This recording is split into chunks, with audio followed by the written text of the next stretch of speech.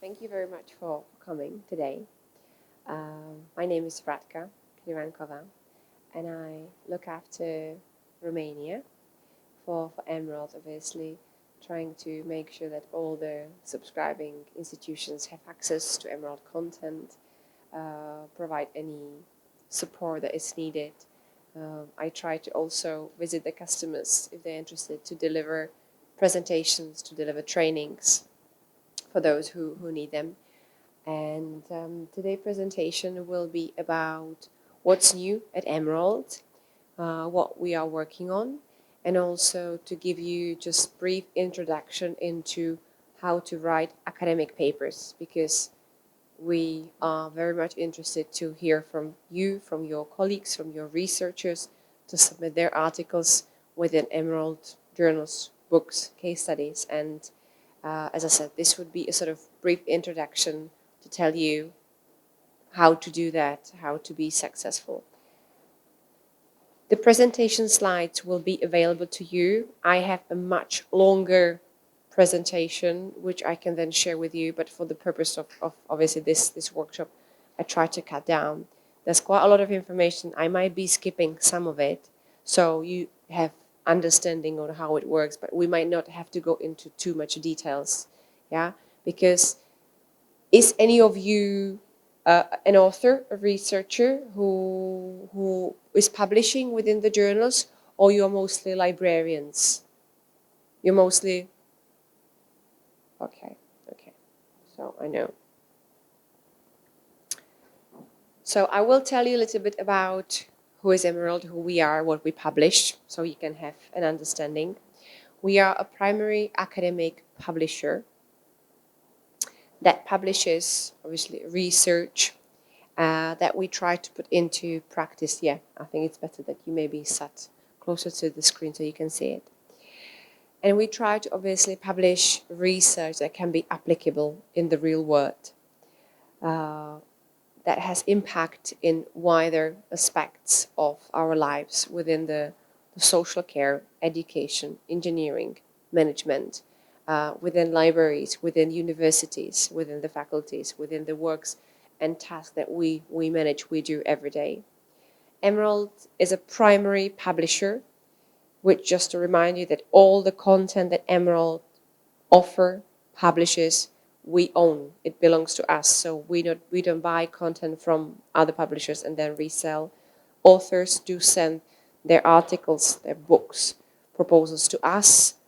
We publish it for them. It's our content. It also gives them the security and the guarantee that we would protect them in case of any misuse or plagiarism and so on. So we are a primary provider and sole owner of the content. Yeah. Emerald publishes journals. We publish books. We also publish teaching case studies. So if you have yourself or you have colleagues that are interested to submit their pieces of work, regardless whether it's articles, book chapters, the whole books, or maybe just book reviews or case studies or viewpoints, we publish all sorts of content, and we would be welcoming your ideas and your proposal for publications. So please send it to us. I will be sharing with you how to do that and how I can go around that. We have all the content available on one platform, so the users, the end users, regardless of what they want, they can access everything on one platform. So we don't have like one platform for books, one platform for journals, with everything at one point. And as I said, we try to go more beyond what actually means real impact. It's not only the citation. I know that obviously academia is very much interested about still ranking where the journals and how well the journals are ranked, let's say on Claria Analytics, Web of Science, and so on. But also we want to know how the article, the information is used in the real world, how people can understand it and apply it in their daily works. So that really is trying to go beyond the normal metrics. These are the areas that we publish in. As I said, we specialize within management, so-called subjects that are covering from tourism, marketing, information knowledge management, operation quality, public policy, environment, business, learning. But we also specialize in some what we call like specialist areas, so library studies and information science, knowledge management, education, healthcare, but also engineering. So we have quite a wide range of topics. At the moment, we have 4 institutions from the Annelies Plus Consortium who subscribe to our resources. We hope that, you know, we might maybe get more members in the future. So please, if you would be interested for your university to have access to Emerald, contact Annelies and try to inform them about the possibility how your university can have access to Emerald. Emerald, as I said, is a primary publisher, and to assure you of the standards and requirements that we comply with, these are just some that I wanted to mention, that in terms of the publication process, all of our journals and books are the so-called double-blind peer-reviewed. So when an author submits an article, obviously it gets checked by the peer reviewers, where the peer reviewer doesn't know the name of the author and vice versa. So it's double blind. We follow the policies of COPE, so this is Committee of Publishing Ethics, where in terms of, let's say, any misuse or any plagiarism attempts, we would follow the policies how to act. Emerald is Romeo Green Publisher. What this means is a level of green open access. So obviously now the debate about open access is very hot. It's like everyone is talking about open access, but there are so many different levels of open access, and even within the green open access there are different remits what the authors can actually do. So with Emerald being Romeo Green is actually the highest flexibility. So if you imagine yourself being as an author or having a colleague who is submitting an article to Emerald, the green open access means that as soon as you send your manuscript to a publisher, you can use that version of the article, which is called preprint, and place it on your personal website. You can send it to the university repository, and that is called preprint. But with being Romeo Green, you can also use the postprint version of the article. So if the article is fully accepted and will be published at Emerald, journal, in Emerald Journal, at Emerald website, they can still use this full version of the article, of the peer-reviewed article, on the repository. They only change, let's say, the format of the fonts. They don't use the full PDF. They maybe copy on the Word document, but it's the post-print version, so they can use that version of the article. Some publishers may limit the authors which version of the article they can publish, or they would give you, let's say, embargo. They would say, yes, you can publish it on university repository, but only after the embargo period is passed. We used to have 12 months, then we cut it down to 6. Now we have 0 embargo, so the authors can do that straight away. There is no embargo on none of our content, so that's what it's Romeo Green Publisher. We use a system called Authenticate, that obviously to run and to search if there are any attempts of plagiarism of the forthcoming articles, but also to seek if any other people around the world might not be misusing content that we're publishing. What has changed within Emerald, and obviously it's connected to the open access world and society, and how the society and the academic community is trying to open up the research. Emerald is not always have been on the, let's say, front door of those activities, but we're doing a lot of things to not to be behind. And we launched open access program that we called Emerald Reach, and that has several routes how we can meet the requirements of the researchers to be open. As I said, we are committed to work with the libraries, with the policymakers to meet their requirements. There are a lot of pilot project and transformative agreements going on at the moment with various national consortia. And That's really to be open and to offer options to the institutions. I'm not sure whether you can really see it, but just to give you an idea, the program, what we call, is like Emerald Reach, but what it has inside. Inside, I told you the Emerald is publishing 300 journals. All of these 300 journals are hybrid. So if a researcher has a funding and wants to publish the article open access, they can pay like the APC cost to publish it with among all the 300 journals. So that's the hybrid model under the gold. I did mention the green, that's the green, Romeo Green open access, so that's one part of it. The gold one is either the hybrid, so they can publish within all the titles. We have flipped last year one of our titles called International Journal of Climate Change into to be a fully open access, so that's Emerald so far, and first fully open access journal that obviously everyone has access to. And apart from that, Emerald is a licensed publisher for institutions who are willing to use our knowledge and expertise, and we publish the journals on behalf of them. So at the moment, if you would go on Emerald website, you will find additional, I think there are like 25 journals at the moment that we are publishing on behalf of other universities and associations, yeah, because they are on our website and they want to use, as I said, our expertise, our editors and reviewers to publish for them. So they're still owned by those universities, but we do publish them on their behalf. So that's additional content that is not available on Emerald platform. And the last part, which is on the very left, is called Emerald Open Research. That's something that we started to only do last year. As I said, Emerald is trying to go beyond open and try to open science and research that has wider impact, major within the sustainability goals. And we are following what the United Nations Sustainable Goals have come up. They call them sort of gateways.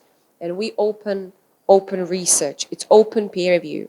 So it's something similar to, but actually a complete opposite to what has been going on for many years. The double-blind peer review thing, where the author doesn't know the name of the reviewer and vice versa. This is a complete opposite. Here, the author widely open up the research, the data, the methodology, the results in open peer review. So they publish the data and they allow or promote and ask specific reviewers to comment on their research. So it's developing and they can see the metrics and the evaluation of their research live. So there's actually something very new. I don't know if you may have heard of Faculty F1000. That's the route that we're partnering. So it's completely open peer review. It works very similar as the APC cost. So the member needs to have a funding to publish the data open in open access. Yeah. So if you would be interested to hear more about the open peer review, I would be more than happy to give you information about that. Yeah. So these are our routes to be open, as I said. So we and also we also publish. That's the one in the middle. Open books, open access books. So it's not only open access of the journals, but also books. And we will be publishing open access conference proceedings and other materials. So as I said, we are moving into open and are welcoming your proposals. These are some of the other standards that you would expect Emerald will comply with. So, metrics of usage. So we are Counter 5 compliant to provide you data the way you need. We provide MARC record bibliographic data for your library catalogs to import them to enable users to get access to the books, exporting references either via crosswork or EndNote. We highly promote ORCID and do recommend authors to register for the ORCID to have their unique identification number, so to make sure that their research, their articles or book chapters are always associated to the correct names, because we all know that with the translation of, names of the schools and the countries sometimes can be tricky, and the research can get lost within the translation. So with the ORCID identification, it's much better assurance that the research is connected to the right author who has published it. And this is about the publishing process, how it works within Emerald, and how you can obviously tell the information to your colleagues or just use it yourself. Obviously, this is a process, let's say, of a journal article. Yeah. So when you are ready to submit your article, you submit the paper via Manuscript Scholar 1, which is an online software where you create your profile and you submit the article through the system. So you don't send it to the editors via email or by hard disk or any other use here. So you have the assurance and also the visibility, and the system is flexible and open, so you can see at which stage of the publishing process your article sort of is with currently. So once you submit the paper, it goes to the publisher, who will look at the main criteria of the article. If the article is long enough to be published, if it has the correct sort of scope and objective of the journal, because you need to meet these requirements. If the article is going to be about something else, then the publisher would decline because it's not meeting what the journal is about. It's very important to understand the length, how many words the articles should be long. And if the article is too long or too short, the publisher will simply, desk reject the paper just because of these requirements. So each author needs to go, and that's what I do mention later on in the presentation, needs to go to the home page of our journal to see what are exactly the requirements, because they can differ. So even if you, let's say, could be publishing an article within Library High Tech or Journal of Documentation, each of the journals may have slightly different requirements, and you need to check the requirements of that journal to make sure that you are fulfilling the requirements of the title, and then submit it to the correct title using the Scholar one. Once it is submitted, it goes to the, as I said, to the publisher. The publisher checks all of the basic criteria, if it fits all of that, and then they try to search for reviewers who has the knowledge and expertise to peer review the article. Our reviewers have around 6 to 8 weeks to complete their revision, and after the revision period, they send feedback back to the publisher and say, yes, we recommend this article should be, let's say, further revised by the author, or we recommend this article to be rejected, that's rejected based on, it hasn't fulfilled these criteria. It's either too short, it doesn't fit the journal, it's a different format, etc. So there could be different reasons.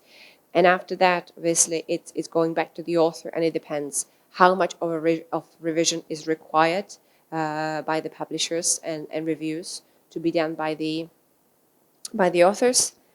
And but the initial stage, when you submit an article and you receive feedback from us, is around 3 to 3.5 months. Yeah. After that, as I said, it depends how much time you need for your revision. You provide the revision, you submit it back to the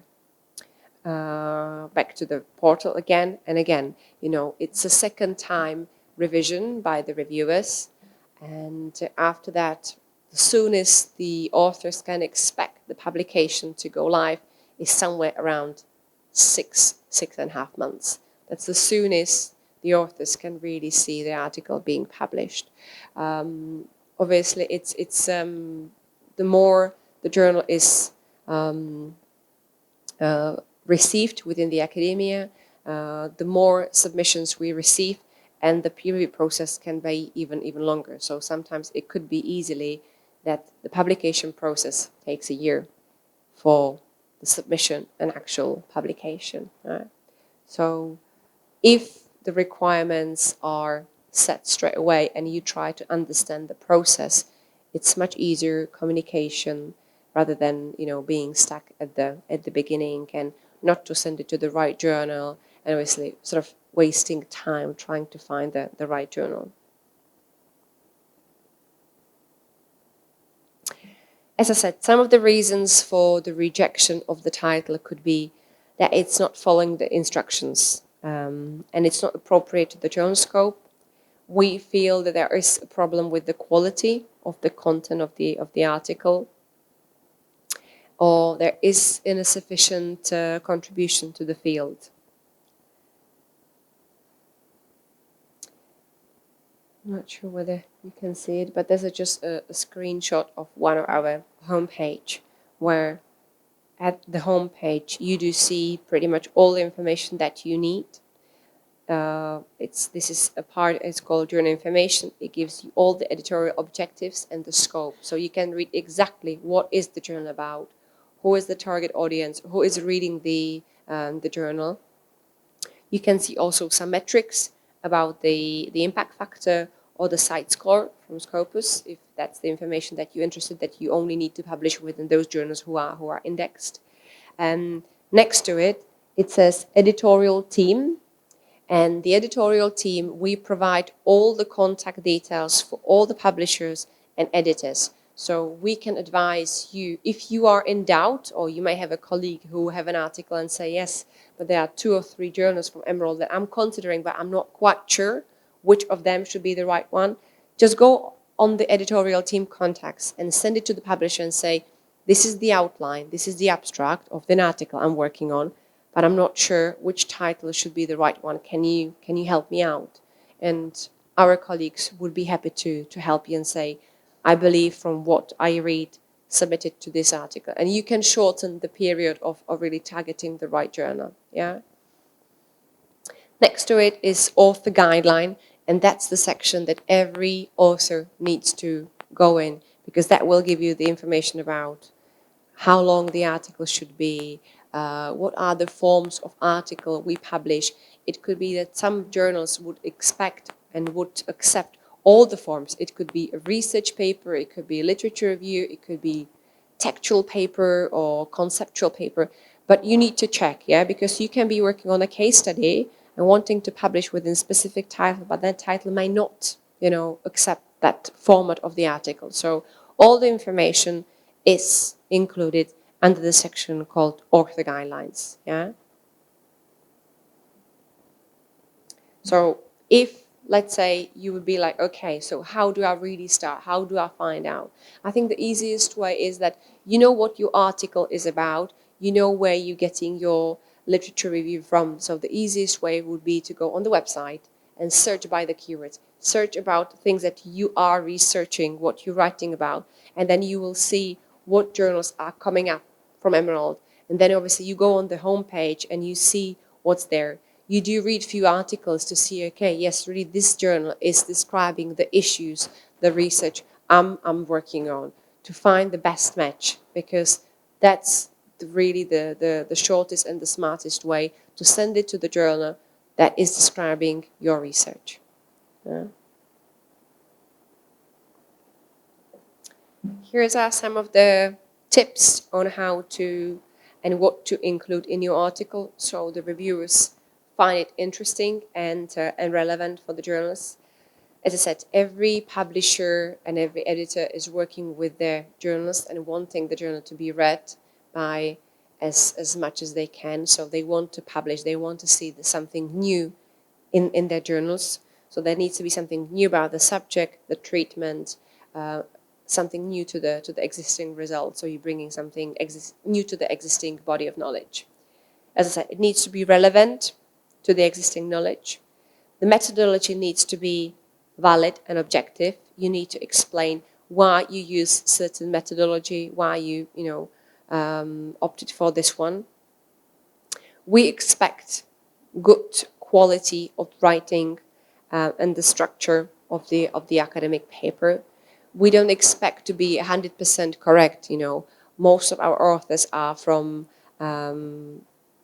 where the language is not their mother speaking language, and we will have the corrections. We will have the proofreading team who will proofread the articles, and they will correct any grammatical errors.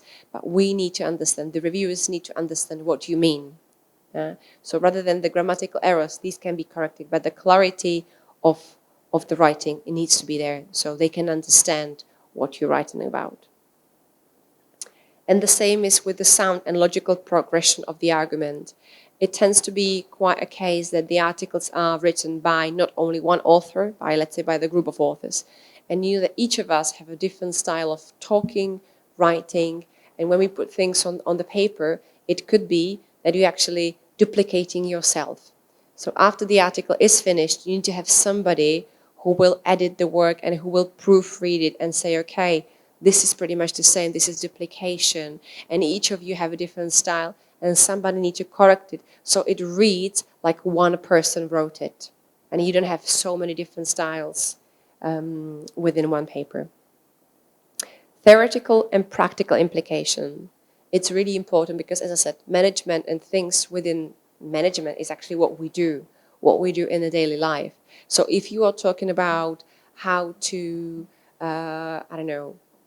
teach better or speak to the group of students and explain them certain things and how, let's say, case study should work, you need to give them some kind of outcome and how the practicality can be used within that. So the authors needs to explain what are the practical implications. If you as a reader going to read it, yes, okay, nice theoretical research, but what coming out of it? How can I apply it in my situation, in my institution? How can I take something out of it? Or how can I continue with the research on that? Because these are some results and they help me to understand. I can add them to my background, to the setting, and continue researching further. And also the internationality and global focus. What we mean by that, we are publishing research all around the world. The research is done within the regional and local situation, background. But we need to understand, or the author and the end user need to consider how it can have impact on the other side of the world. So if you would be describing companies within Romania or the problems, issues that you have here in Romania, how somebody, let's say in the Czech Republic, can read and say, okay, we have similar kind of situation that can apply in the Czech Republic, but that can apply in Australia because we might face the same. So that's the internationality. So it doesn't mean that you only have to publish about international companies, but that's how your local problems can be adapted elsewhere. That's what we mean by that. Yeah. The last one says good title, keywords, and well-written abstract, because you have to imagine that now internet is full of information, and that's your, what they call, elevator pitch. That's how you got to sell your stuff, your baby. If you describe well about what the article or book is about, researchers and people will be finding it on the internet. I have more information about the title. We would recommend to use as fewest possible words as you may, around 8 to 10 words, not more than that. Because if you use more than 8 to 10 words, the titles get too long and too complicated. Yeah? There are some examples. Obviously, as I said, the presentation slides would be available to you. I'm not sure whether you can really read it, but we would also give you some feedback on the title. So our reviewers have a set guidelines on what to review. So they would recommend to change this title, to change the wording, so it's not too generic, not to use words like study on, action off. These are just only words that are adding, to the title, but that doesn't mean to be more specific and detailed what really is the title about.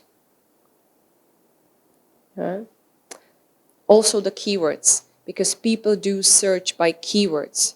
So as you were searching the right title where to publish, towards the end of when you are thinking of which keywords to use, go back to the websites, to the publishers, portals, and search with the keywords that you are thinking to connect to your title, to your research, and see what journals are coming up. If people who would be using these keywords will get to your paper. Not to use new words, not to use jargons, because that's not people what normally would search for. So try to be specific, but not too innovative. And test it, really. Go back to the websites and test it, that it works well for you. And also about the abstracts.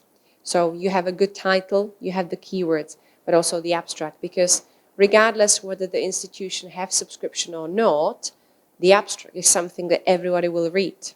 Everyone will read the abstract to make sure that there's the information that they're interested until they decide to download the full text.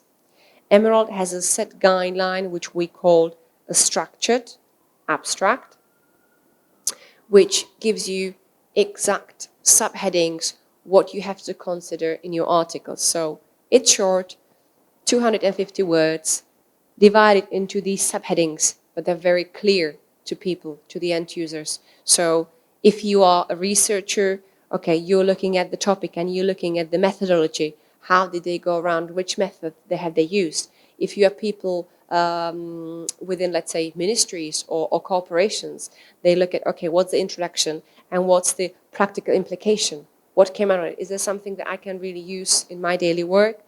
The researchers may also look at the social implication. What's new, so I can continue doing my research on. So these are the requirements by Emerald that we ask you to do. Unless your abstract is structured, we would not publish it. But it's really well perceived and received by the end users. There are, obviously, now I may not be going into too much details of each individual section of the article. I will leave it on the slides. But obviously, as in terms of the introduction, we want to hear from you what is the research topic. And you may have published your previous results at a different journal, or you may have presented at the conference and you might want to connect your previous work. So that's a part of the article where you can obviously get your work connected and explain it well, what you are researching about and what you hope to achieve. In terms of the literature review, obviously quoting the relevant resources that you are using throughout your research and throughout your literature review. This is not to impress the reviewers with that you have read everything on the topic, but just the key authors that are really connected to your work. Yeah. And as I said, if you have previously published any of your related work, reference yourself as well, not to forgot about that. Methods indicate the methods that you used and why it was selected, and what are the objectives for using it. If there are any data, any tests that you were carried, explain it well, how you use them. And obviously any details can be used then in appendices, but try to be robust with the methodology and give it a explained information why you choose that. Results. What are really the significant results coming out of your research? To be specific on that, and using the data set that you had. Obviously, you cannot always summarize some results if your sample was not big enough. So you have to be consistent on doing the summaries. And discussion. So obviously interpret the results that you have, not try to think that there's something more out of the research if the research question and the results have not, discovered that. Are there any limitations to your research? Have you only considered, let's say, certain part of the industry or of the problem, but there is wider picture and more things to be considered? So this could be your limitation, but you can help other researchers to export and expand on this further. And not to provide any new information at this point, only answer your research question, going back to the introduction and making sure that everything is solid and sort of sound progression to the content. Yeah. So as I said, don't introduce any new terms or ideas or going beyond the results that you can really support and prove. In conclusions, applying it to the theory and practice, as I said, and stating implications for further research, and try to open up for more people to get connected to your research, and summarizing it towards the end, and do not contradicting yourself. There would be more obviously things to talk about each of the part of the article. I didn't want to go into too much details, but in terms of some of the writing tips, we would recommend not to use generalization. So some of the terms like general, usually, normally, these are not the words to be commonly used in academic writing, unless you can really phrase it and give a reference to a literature that it would be using as a common practice. Yeah. Also, academic literature is not welcoming idiom and analogies. So these are like frames that you could use in the verbal language, but not to use in academic writing. There are several university portals or websites that has catalogs and dictionaries of commonly used expressions within academic articles.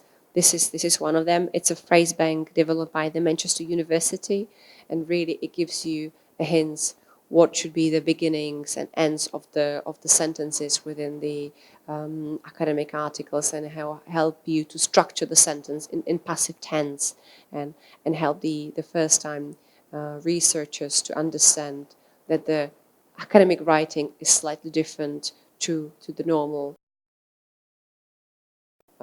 verbal spoken English.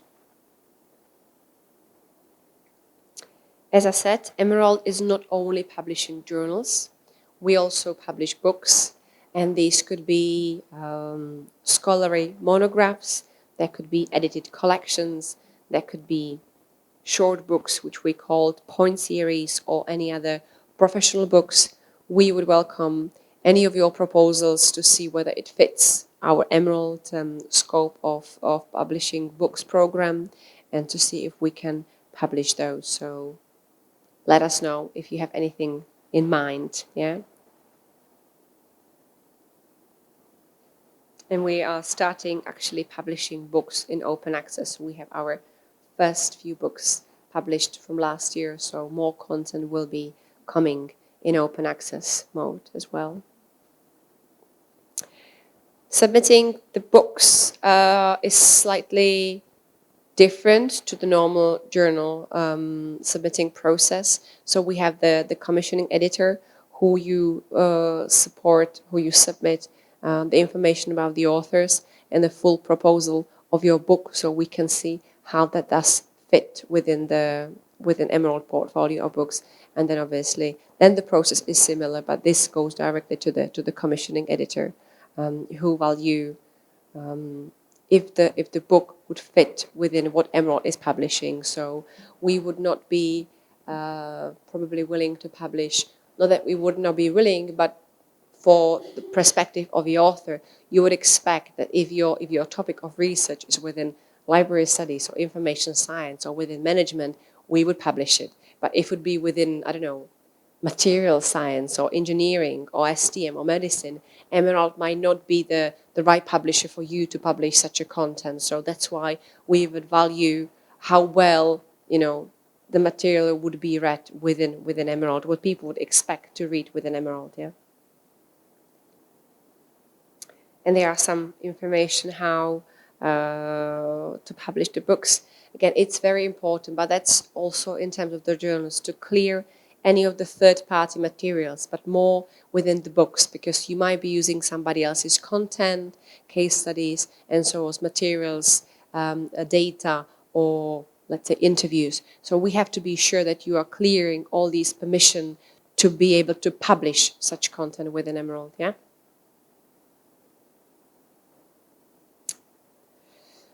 Apart from the books, we also publish teaching cases. So if you are a lecturer and you teach with a case study and you want to get your case studies peer-reviewed, send us your teaching case, because we also have the reviewers. They will go through the case study, and all of Emerald case studies are accompanied by the teaching notes. So it's not only the text of the case study can be very simple. The language is much easier because it's not proper academic writing, but just describing the industry, the company, what the issue is. So for the students to understand really the background or the situation of the issue.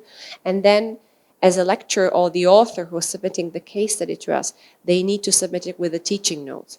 The teaching notes will give all the help to the lecturer. So they don't have to do the preps themselves, but they will already have it together with the case. So it will tell them what are the questions and what are the answers, how they can go with the case, what group the case is good for example, whether it's good for, let's say, the bachelor degree students, or whether it's more for the advanced master degree students. How long would it take to teach such a case within the class? What is perhaps the recommended reading? So what the students should know already to be able to answer the questions. But really teaching by the case seems to be the most active way for the students to think more outside the box. They're trying to put things together and combine the knowledge they already have together with applying it to the real examples around the world. So the cases can be from all around the world. It could be on any topic within Emerald publishing scope, and we would be welcoming to hear any of your cases that you would like to publish. So it could be very actually local issues, and we would like to hear from you. So these are the teaching cases that we publish. There are some contacts for the cases, but I can also give you some contacts for the books and so on. I wanted to touch on the publication ethics as well. As a private publisher, we try to be very strong within the publishing ethics and making sure that if we receive a journal article from you, you don't submit it elsewhere. You fair to the publishers, to the academic community. You don't self-plagiarize yourself, and a clear permission to publish an interviews, data, case study material that you have, because until you prove that it's all clear and you have permission to do that, we basically will not publish that part of your work.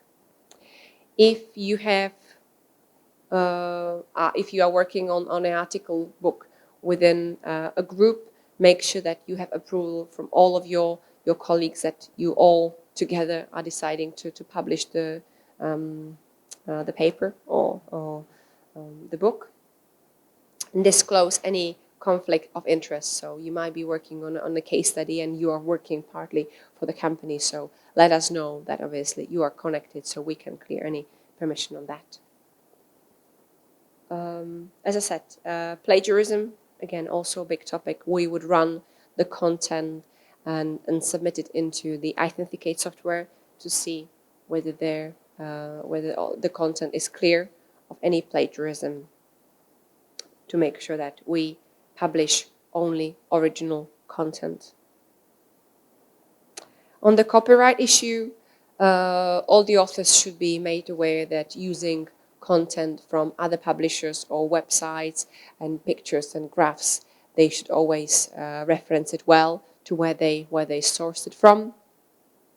And there are some information that we require them to do. So they should check what are the copyright requirements. I may not go as much into the details.